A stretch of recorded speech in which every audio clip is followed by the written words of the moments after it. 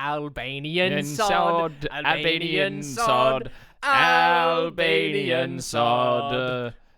That's where the grass goes in my lawn. Crab grass, apple grass, tree grass, snow grass. And we make the grass and we always go long, and the apple tree grows from the Albanian sod. Albanian sod.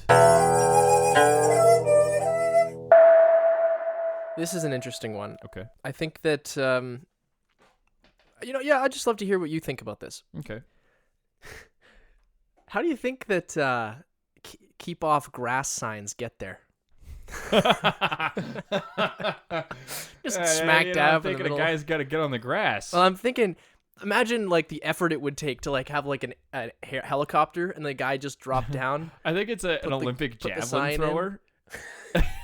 like they throw it and then it goes. That's their practice. Man, the thing that I hate about those guys want to be on their own grass, but they don't want anyone on. That's their what I was grass. gonna say. Like they can be on the grass, but then they're like, yeah, keep off the grass. See, the thing is like to everybody else. What's so bad about someone stepping on your grass? What, it dies for 2 minutes? Like it doesn't even though. It just gets grass flattened. is meant to be walked on. Before there were roads, it was grass. Actually, I think that goes back to our whole discussion about not wearing shoes. Because if we didn't wear shoes, the grass would be intact. Have you ever walked on a nice? It's nice. On a nice lawn of grass. Great. Like the best lawns to walk on are the ones with grass. The ones with the no walk on the grass signs. Oh, because they're the best lawns. Yeah, because they're the best lawn. They don't have like the prickly bushes. That is my only problem with walking barefoot, because I like to do it in the summer. I wear flip-flops. I'll take them off. I'll walk around in the grass. It's when you step on a prickly bush. It's the prickly bushes that kill you every time. But yeah, usually the keep off the grass signs are on the best kept lawns. Yeah. Because they use the pesticides or whatever. Yeah. Keep all the weeds out. So it's this beautiful, luscious well, they also grass. paid to get like freaking Albanian sod. You just turned southern there. They paid turned to to like get get Albanian sod. You know what I mean? They paid for like Albanian greens, Albanian sod. I think I just really wanted to make sure that it was Albanian. So here's the deal. I think they get the fancy future, sod, like Albanian sod. Well, in our future, we get this Albanian sod. Yeah, okay. Okay, and we have the keep off the grass signs at our houses, and then we just walk on them ourselves. You know what's funny? You know what's I one up you. Okay, go ahead. We keep the worst lawn on the block, and then we put a sign on. Keep on the grass. Keep off the grass sign. Oh, dude! Like, you know those in the play yard, how sometimes there would be like the dirt that got crusted over, and like you'd fall on it, and it felt like a rock. Oh yeah. And like you'd get a weird dirt scrape. Yeah. That's on your lawn. That's hilarious. And then you put the keep off the grass. Man, I remember one time there was a driver. I don't know if it was like teens or if they were drunk or whatever, but like they kept coming to like our neighborhood, and they'd like drive on people's lawns. They wouldn't like do donuts or anything, but they'd drive over the lawns, and they'd leave tire tracks and stuff. What the hell? And my dad and our neighbor grabbed some old boards and hammered some nails through them and put them across the lawn, and we popped all their tires, and then they drove away, and they never came back.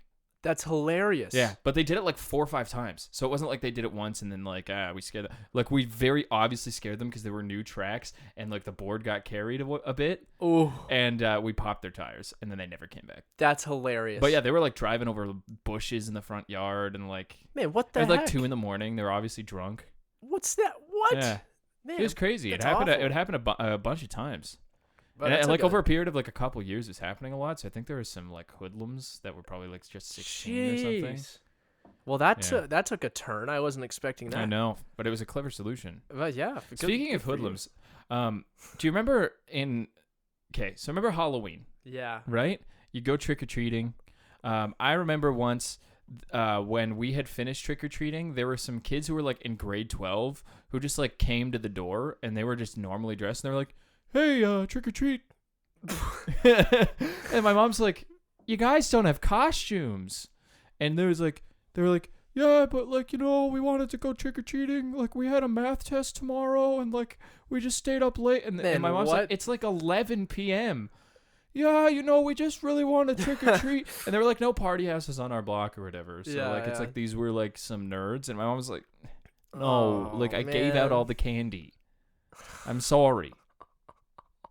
That's terrible. Yeah, and then they went up and down the whole block. Yeah, those guys are definitely hoodlums. Yeah. Definitely hoodlums. When did you stop trick-or-treating?